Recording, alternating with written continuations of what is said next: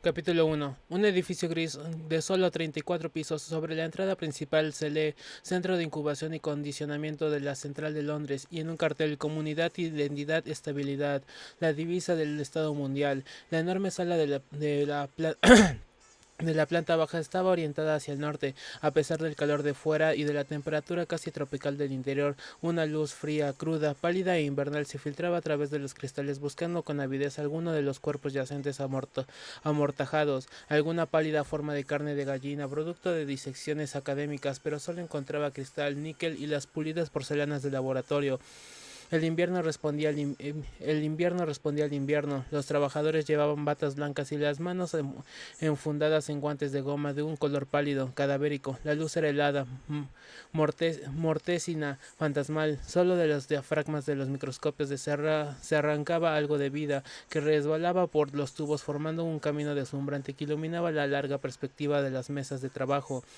Esta, dijo el director al abrir la puerta, es la sala de fecundación. Inclinados sobre sus instrumentos, trabajaban 300 fecundadores cuando el director de incubación y condicionamiento entró a la sala, todos sumidos en total silencio, apenas perturbado por el distraído canturreo de quien se halla absorto en su trabajo. Un grupo de estudiantes recién ingresados, jovenzuelos rubicundos e imberbes, seguían nerviosa, casi adyacente al director, pisándole los talones. Iban provistos de cuadernos, donde garrapateaban desesperadamente cada vez que el hombre abría la boca. Directamente de los labios de la ciencia personificada, era raro privilegio. El DIC de la Central de Londres sentía gran interés por acompañar en persona a los nuevos alumnos por los diversos departamentos. Únicamente para darles una idea general explicaba, porque estaba claro alguna clase de idea general debían adquirir para llevar a cabo su trabajo de manera inteligente, aunque no demasiado vasta, para poder también ser buenos y felices miembros de la sociedad, pues como bien se sabe, por los pormenores dan lugar a la virtud y a la felicidad, mientras que las generalidades son intelectualmente males necesarios. No son los filósofos, sino los que se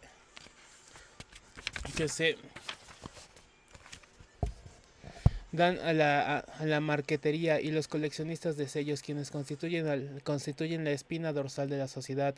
Mañana, agregó con una sonrisa levemente amenazadora, comenzarán a trabajar en serio, tendrán que prescindir de generalidades. Mientras tanto debían aprovechar el privilegio, directamente de los labios de la ciencia personificada el blog de notas. Los muchachos garrapateaban como locos, alto y delgado, muy erguido. El director anduvo por la estancia, de barbilla prominente, tenía unos dientes grandes, cubiertos apenas por labios gruesos y carnosos. Viejo, joven, 30, 50, 55, hubiera sido difícil precisarlo, y desde luego a nadie le interesaba. Era un año de estabilidad, el año 632 después de Ford, y a nadie se le hubiera ocurrido preguntarlo. Empezaré por el principio, dijo el director, y los estudiantes más celosos anotaron en el blog sus propósitos. Empezará por el principio. Estás señalando con la mano. Son las incubadoras. Y abriendo una puerta aisladora mostró una serie de hileras y más hileras de tubos de ensayo. La provisión semanal de óvulos explicó que conservamos a la temperatura de la sangre, mientras que los gametos masculinos, y abrió otra puerta, se conservan a 35 grados de temperatura en vez de 37. La temperatura de la sangre esterilizada. Los moruecos envueltos en termógeno no engendran corderillos.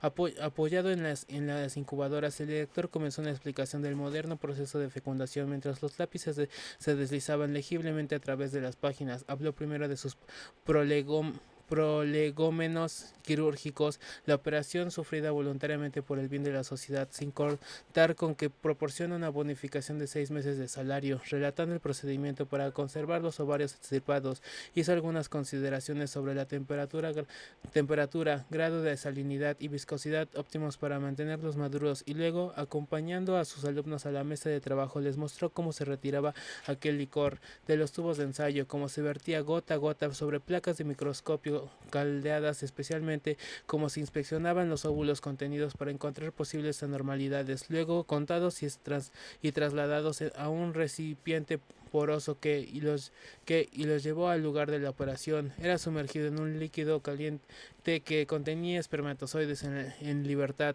a una concentración mínima de 100 por 100 1000 por centímetro cúbico, insistió, y como tras 10 minutos se extraía el recipiente de líquido y era de nuevo examinado, como si alguno de los óvulos no había sido fertilizado, era sumergido una segunda vez y hasta una tercera ocasión, como los óvulos fecundados regresaban a las incubadoras donde los alfas y los betas permanecían hasta que eran definitivamente envasados, mientras que los gamas, deltas y epsilon eran retirados de las 36 horas para ser sometidos al método Bokanovsky.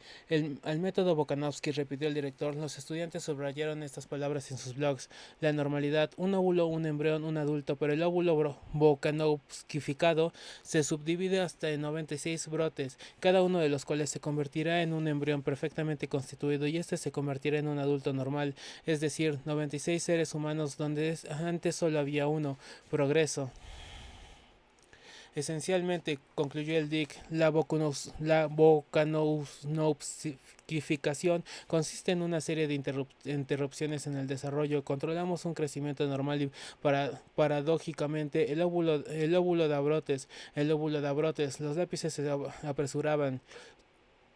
El director hizo una pausa para señalar una larga banda que se movía lentamente y donde un portatubos totalmente cargado se introducía en una enorme caja metálica de cuyo extremo opuesto salía otra portatubos. Este mecanismo producía un leve rumor. 8 minutos invertían los tubos en atravesar la caja, les decía. 8 minutos de rayos X era todo lo que un óvulo podía soportar. Morían unos pocos. De los restantes, los más débiles se segmentaban en dos. La mayoría producían 4, algunos 8, y luego volvían a las incubadoras, donde comenzaban el desarrollo de los nuevos brotes. Transcurridos 2 días se les congelaba bruscamente para detener su desarrollo.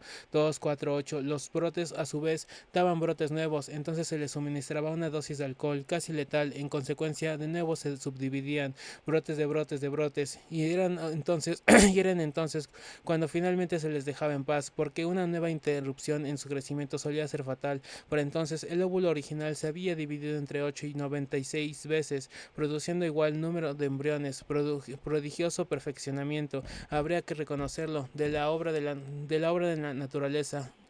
Gemelos idénticos, pero no en ridículas parejas ni de 3 en 3 como en los viejos tiempos vivíparos, cuando los óvulos se dividían accidentalmente, sino por docenas, por veintenas a la vez. Por veintenas, repitió el director, abriendo los brazos como si estuviese repartiendo dádivas.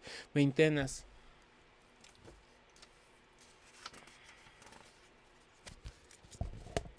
Uno de los estudiantes, bastante estúpido, preguntó cuál era la ventaja. Hijo mío, respondió el director mientras se volvió bruscamente hacia él, ¿acaso no lo comprende? ¿No puede comprenderlo? Levantó una mano con expresión solemne. El procedimiento Bokanovsky es uno de los instrumentos más eficaces de la estabilidad social. El procedimiento Bokanovsky es uno de los instrumentos más eficaces de la estabilidad social, anotaron los alumnos.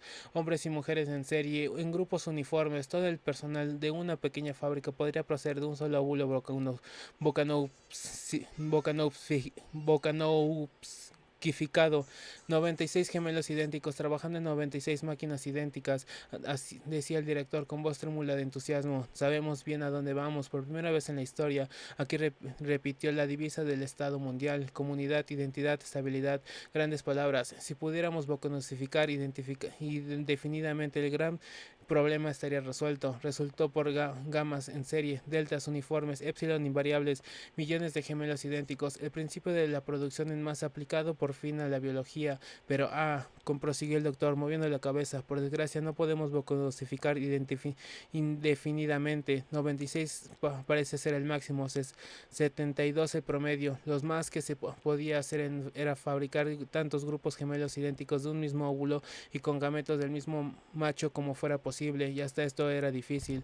En la naturaleza son necesarias hasta 30 años para que maduren 200 óvulos, pero nuestra labor es estabilizar la población en este momento, aquí y ahora, producir gemelos con cuentagotas durante un cuarto de siglo. ¿Para qué servirá?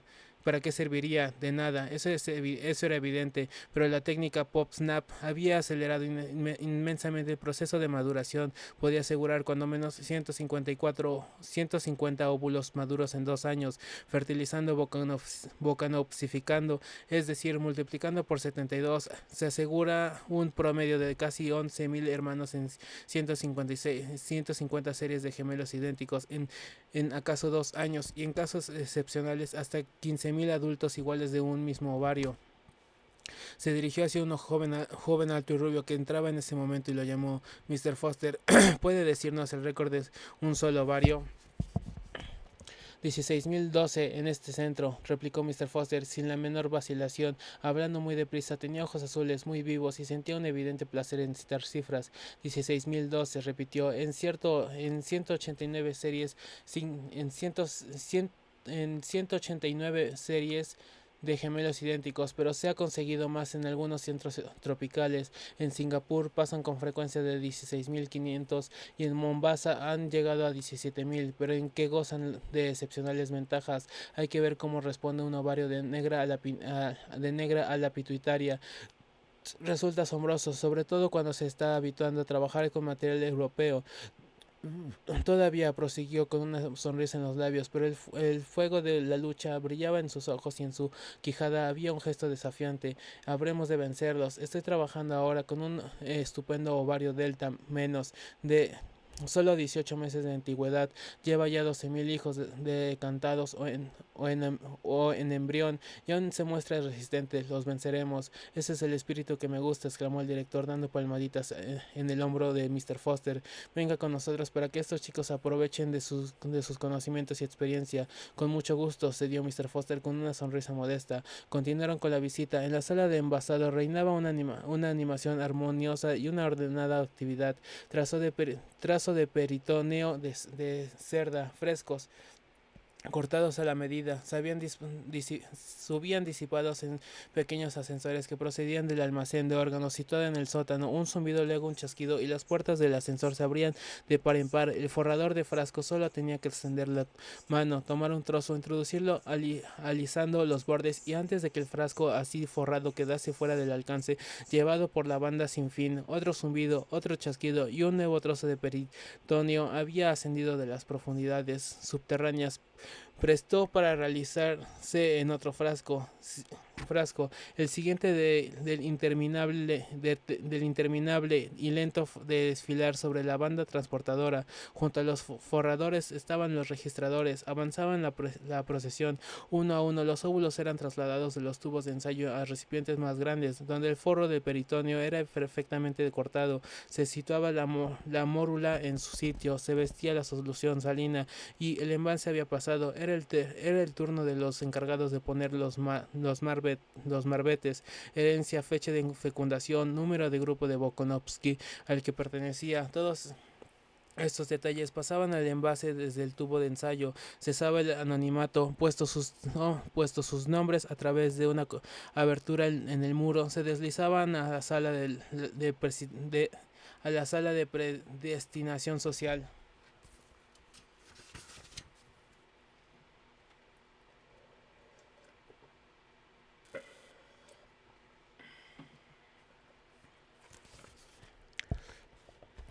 88 metros cúbicos de fichas, dijo muy satisfecho Mr. Foster al entrar, que contiene todo cuanto pueda interesar, agregó el director, puestas al día cada mañana, coordinadas cada tarde, forman la base de nuestros cálculos, tanto individuos de tal y tal calidad, distribuidos en tales y tales cantidades, el optimismo porcentaje de decantación en cualquier momento, lo que permite compensar rápidamente las pérdidas imprevistas. Rápidamente, repitió Mr. Forster. Si supiera cuántas horas extras que tuve que trabajar tras el último terremoto en Japón, rió de buena gana, moviendo la cabeza. Los predestinadores envían sus datos a los fecundadores, que les facilitan los embriones perdidos, y los frascos vienen para ser predestinados certeramente, después de lo cual vuelven al almacén de embriones, a donde nos disponemos a entrar. y abriendo una puerta, Mr. Foster guió a los estudiantes por una escalera que descendía al sótano. La temperatura seguía siendo tropical. Descendieron en una creciente oscuridad. Dos puertas y un pasadizo con doble recodo protegían el sótano contra toda posible filtración de luz. Los embriones son como las películas fotográficas, dijo Mr. Foster en tono festivo cuando empujaba la segunda puerta. Solo soportan la luz roja, y en efecto, la oscuridad en que iban sumergidos los alumnos. Los alumnos que le seguían eran visible y carmesí, como la oscuridad que se percibe con los ojos cerrados una tarde de verano. Los voluminosos estantes laterales, con sus hileras interminables de frascos, brillaban como pulidos rubíes entre los que se movían rojos espectros de hombre y mujeres.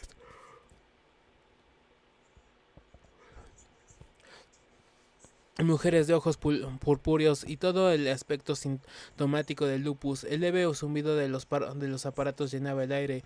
Denos algunas cifras, Mr. Foster, dijo el director, cansando de hablar. Mr. Foster estaba muy satisfecho de dárselas. 220 metros de largo, 200 de ancho y 10 de alto, señaló el trecho. Los estudiantes, como gallinitas bebiendo agua, miraron hacia lo alto. 3 series de estantes, al nivel del suelo, en la primera galería y en la segunda. Una telaraña metálica de las galerías se extendía en todas direcciones hasta perderse en la oscuridad. Cerca, tres fantasmas rojos estaban muy alterados.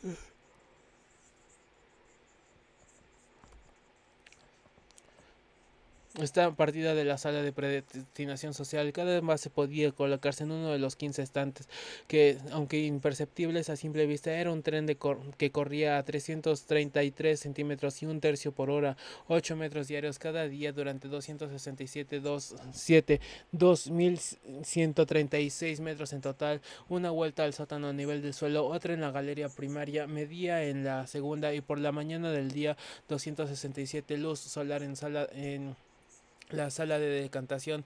Desde entonces vivían la denominación existencia independiente, solo que en el intervalo concluyó.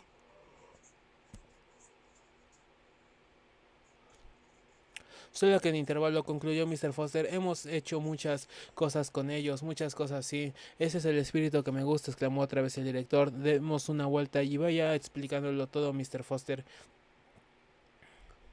Y Mr. Foster le explicó todo. Les hablo del desarrollo del embrión en su lecho de peritoneo. Les dio una prueba del rico sucedáneo de sangre que lo alimentaba. Les explicó por qué era necesario estimular con placentina y toroxina. Les habló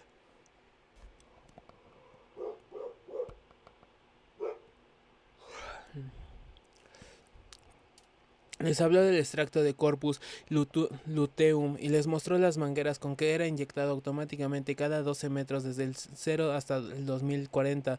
Habló de cómo aumentaba gradualmente la dosis de pituitaria en los últimos 96 metros de su recorrido. Descubrió la circulación materna artificial instalada en cada frasco en el metro 112, y les enseñó el depósito de sucedáneo de sangre habló de la molesta tendencia del embrión a la anemia y de las grandes dosis de extracto de estómago de cerdo y de hígado de potro fetal que se le suministraban para contrarrestarla. Mostró el sencillo mecanismo por medio del cual durante los 2 últimos metros de cada 8 se agita simultáneamente a todos los embriones para familiarizarlos con el movimiento instinto acerca de la gravedad del llamado trauma de decantación.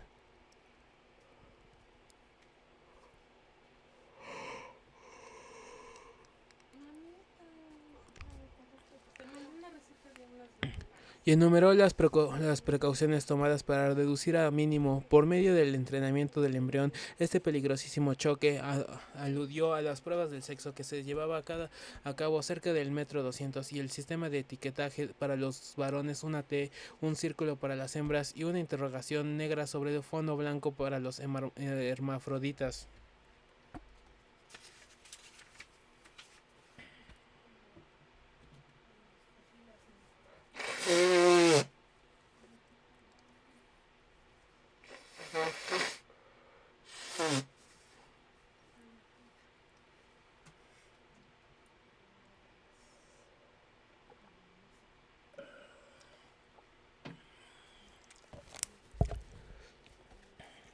Porque es inútil agregar, continuó Mr. Foster, que en la mayoría de los casos la fecundidad es simplemente una molestia. Tan solo un ovario fértil de cada 1200 bastaría para nuestros objetivos, pero queremos tener de dónde elegir y dejar, por supuesto, un buen margen de seguridad. Por eso dejamos desenvolverse normalmente.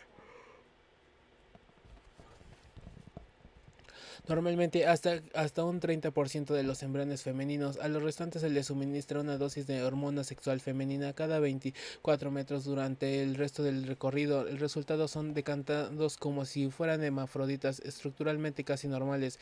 Si se exceptúa, se vio obligado a admitir que tienen una nueva tendencia a echar barba y que son estériles.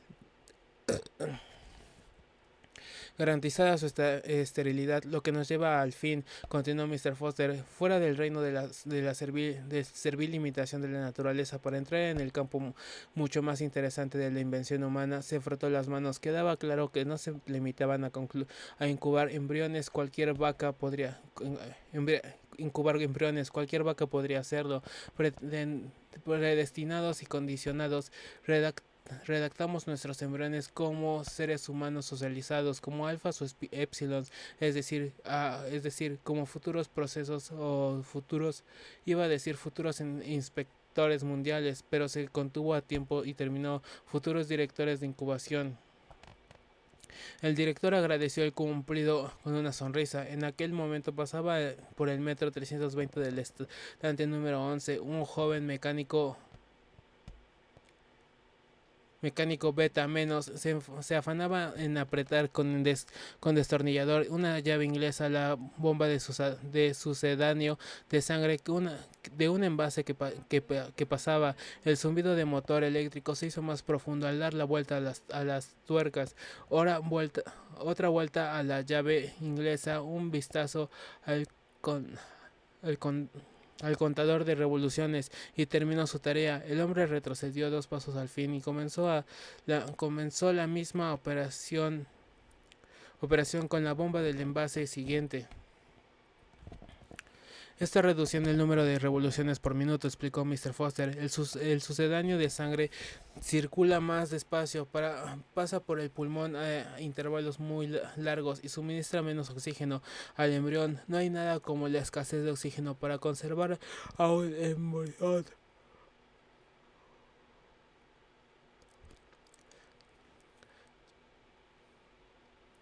Circula más despacio, pasa por el pulmón a intervalos muy largos y suministra menos oxígeno al embrión. No hay nada como la escasez de oxígeno para conservar un embrión en condiciones subnormales. Se frotó otra vez las manos. ¿Y para qué se necesita conservar el embrión en condiciones subnormales?, se arriesgó a preguntar un estudiante ingenuo. Estúpido, dijo el director, rompiendo su prolongado silencio. ¿Nunca se le ha ocurrido a usted pensar que un embrión epsilon necesita un ambiente y una herencia epsilon? No se le había ocurrido, y la respuesta lo hizo avergonzarse. Cuanta más baja de la casta, dijo Mr. Foster, se le administra menos oxígeno. El primer órgano afectado es el cerebro y después el esqueleto. Al 60% de oxígeno normal se obtienen enanos y por debajo de este porcentaje monstruos.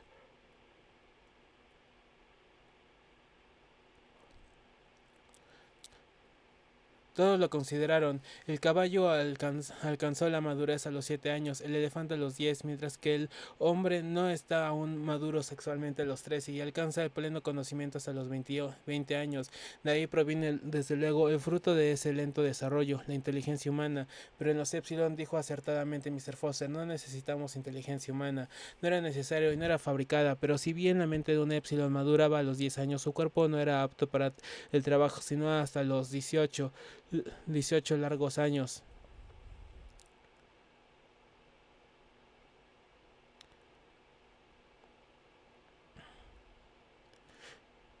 El entusiasmo de Mr. Foster era contagioso. Se puso cada vez más técnico, hablando de coordinación anormal endocrina, lo cual provocó que los hombres crezcan tan lentamente e hizo referencia para explicarlo a una mutación germinal. Se podrían anular los efectos de esta mutación germinal. Podría restituir el individuo epsilon por medio de una técnica adecuada. El carácter anormal de los perros y las vacas. Allí el problema. Pilkington, en Mombasa, había logrado individuos sexualmente maduros a los 4 años y totalmente desarrollados a los 6 y medio, un triunfo científico pero carente de utilidad social. A los 6 años, hombres y mujeres eran demasiado estúpidos incluso para realizar el trabajo de un epsilon, y el sistema era de todo o nada, o se modificaba completamente o no se modificaba en absoluto. Se estaba estudiando el punto ideal de compromiso entre adultos de 20 años y adultos de 6. Hasta entonces no había logrado éxito alguno. Sus peregrinaciones por el rojizo ambiente los había hecho cerca del metro 170 del estado número del estado número 9. De allí en adelante esta quedaba cerrado y los frascos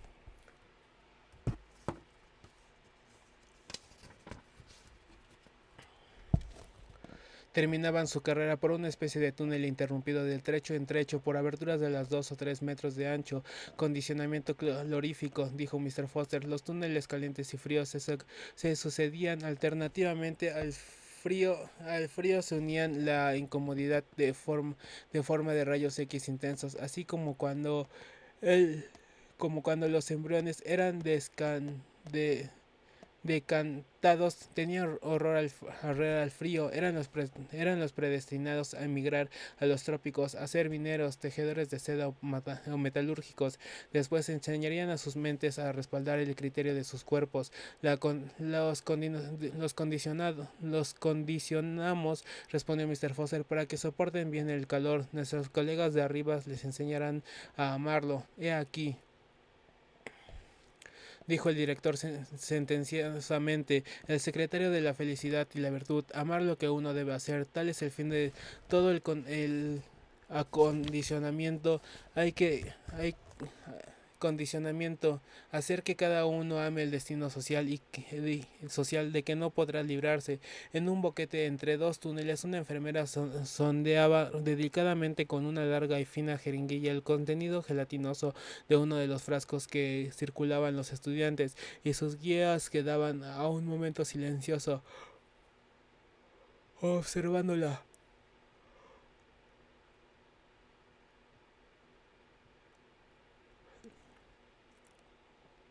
Muy bien, Lenina, exclamó Mr. Foster cuando la joven retiró la jeringa incorporándose.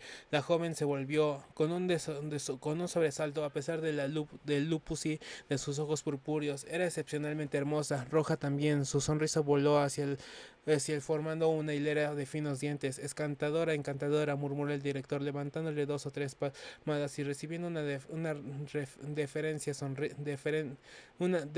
sonrisa. ¿Qué les da?, preguntó el Mr. Foster, intentando un tono absolutamente profesional. La inyección usual de tifus y la enfermedad del sueño. Los trabajadores, los trabajadores es Los trabajadores tropicales, explicó Mr. Foster a los estudiantes, son inoculados desde el metro 150. Los embriones tienen aún branquias. Nosotros inmunizamos al pez de las enfermedades del futuro hombre. Y, so, y volviéndose a Lenina, añadió, a las 5 menos 10 en la azotea, como siempre, encantadora, volvió a decir el director una vez más. En el instante número 10, hileras de futuros trabajadores de industrias químicas de la futura generación se iban acostumbrando al alquitrán, al plomo, a la sosa cáustica, a la colorina, el primer grupo de una honrada de 250. Futuros mecánicos de cohetes. Pasaba por el metro 1100 del estante número 3. Un mecanismo especial mantenía a los frascos en constante rotación. Para perfeccionar su sentido del equilibrio, explicó Mr. Foster, hace reparaciones al exterior del cohete en pleno vuelo. Es cosa delicada. Reducimos la circulación cuando están de pie hasta casi matarlos, y si se redobla la afluencia de la afluencia de sucedáneo de sangre cuando está con cabeza abajo. Así comienza a asociarlo con el bienestar. De hecho, solo así serán felices. Ahora, prosiguió Mr. Foster, quisiera mostrarles un acontecimiento muy interesante de intelectuales. Alfa más, tenemos un grupo de ellos en el estante número 5. Es la primera galería, dijo Mr. Foster en voz alta a dos muchachos que comenzaban a descender el piso abajo. Deben de estar cerca del metro 900. Aclaró, no es posible caer. No es posible hacer ningún acontecimiento intelectual hasta que los fetos han perdido la cola, síganme. Pero el director consultó su reloj. Las 3 menos 10 dijo, temo que no quedará tiempo para los embriones intelectuales. Hemos de ir a las guarderías antes de que los niños despierten de su siesta. Mr. Foster hizo un gesto de desilusión. Al menos un vistazo a la sala de decantación, suplicó. Bueno, una ojeada. Asintió el director, sonriendo indulgentemente. Solo una ojeada.